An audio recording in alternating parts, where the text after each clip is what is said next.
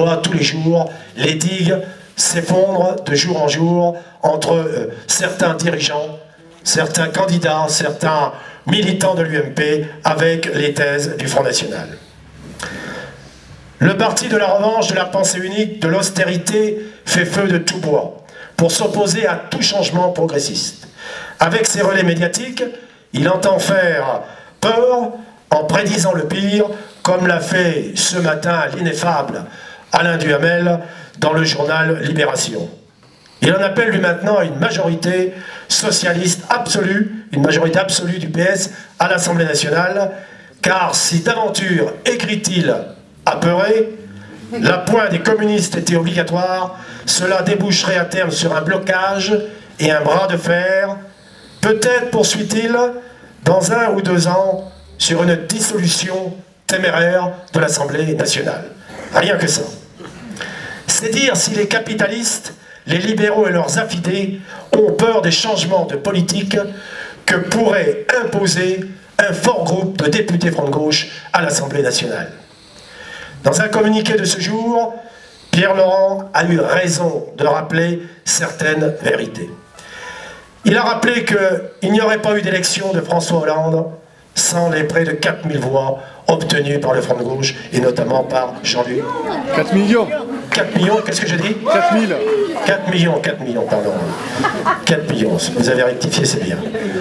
Donc François Hollande n'aurait pas été élu président de la République sans les 4 millions de voix obtenues par Jean-Luc Mélenchon.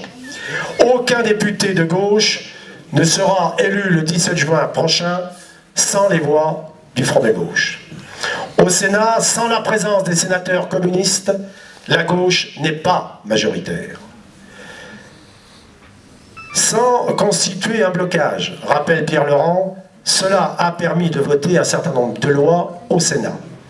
Il en est ainsi des lois pour encadrer le travail du dimanche, pour interdire les coupures de gaz et d'électricité, pour accorder le droit de vote des étrangers aux élections locales. Il en est ainsi aussi de la proposition de loi pour interdire les licenciements boursiers, qui a fallu d'ailleurs être adopté. Il nous a manqué 4 voix des radicaux, des sénateurs, des radicaux de gauche au Sénat. Donc on le voit, s'il y a blocage pour une politique vraiment à gauche, ce ne sera pas à cause des élus communistes et ni à cause du Front de gauche. En vérité, les adversaires du changement cherchent à affaiblir toute la gauche et l'écologie politique en la privant de l'atout indispensable pour réussir les changements progressistes que représente sa pluralité. Ils savent qu'ils ont plus à craindre d'une Assemblée nationale forte de nombreux députés Front de gauche qu'avec une Assemblée nationale dominée par un seul parti, en l'occurrence le Parti socialiste.